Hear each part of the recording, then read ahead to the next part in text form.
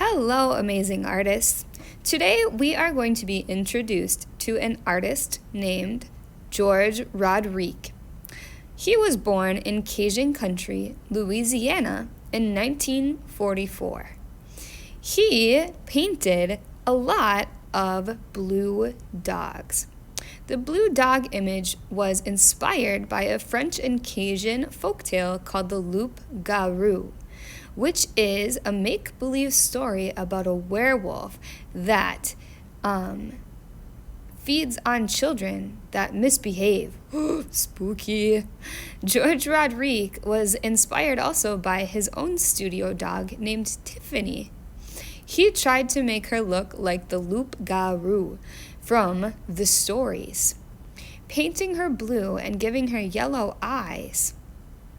After hearing people call his dog paintings blue dogs at an art show, Rodrigue was hooked on painting his dogs.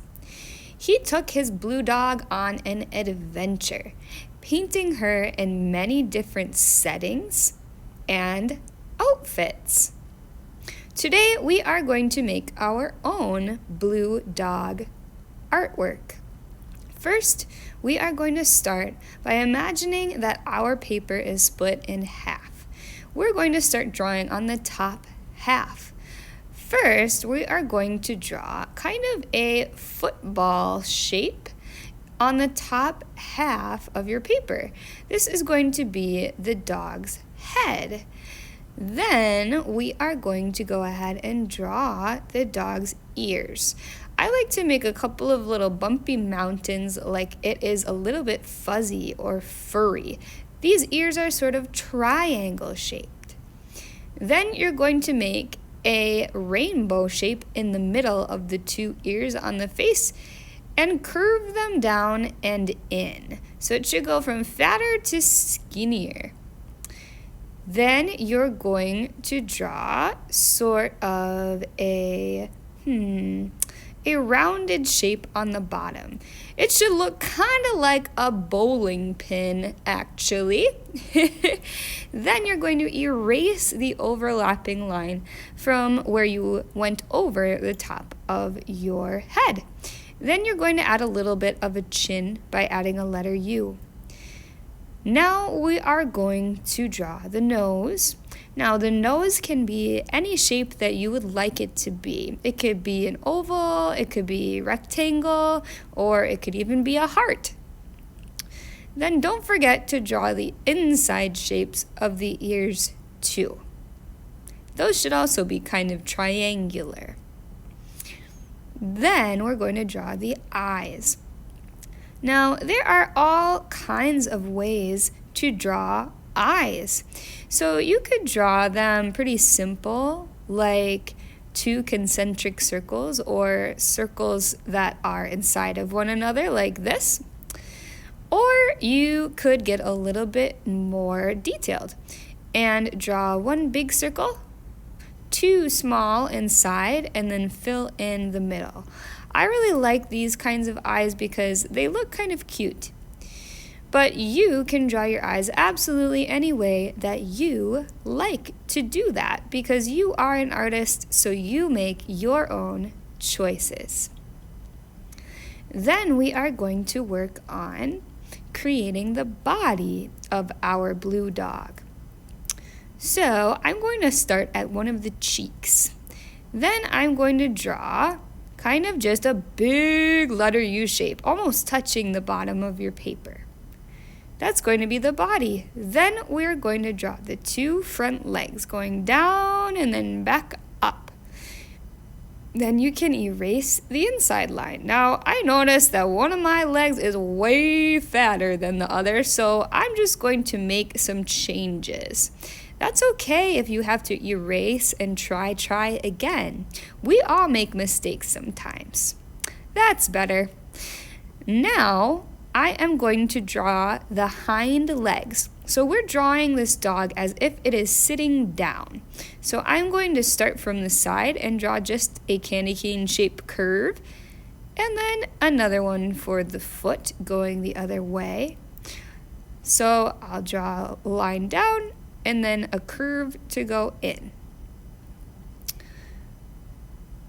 Then what you are going to do is, if you want, you can draw a tail like it's peeking out from the side, but you don't have to because the tail could also be hidden behind the dog. It's up to you.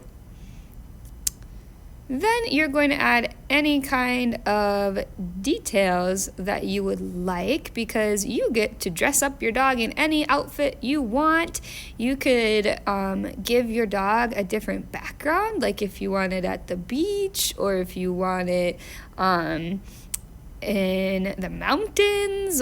It's up to you.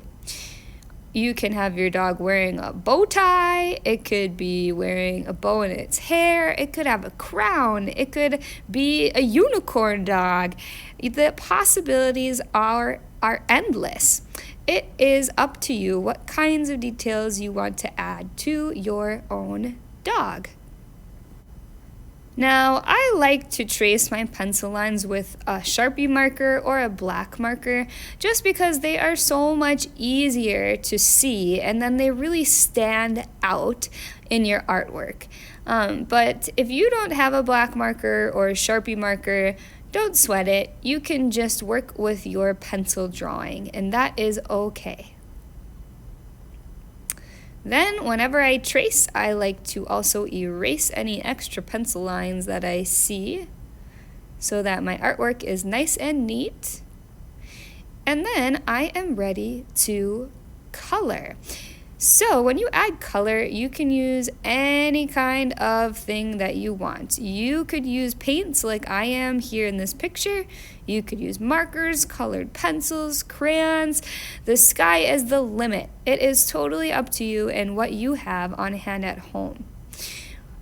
Your dog doesn't have to be blue either.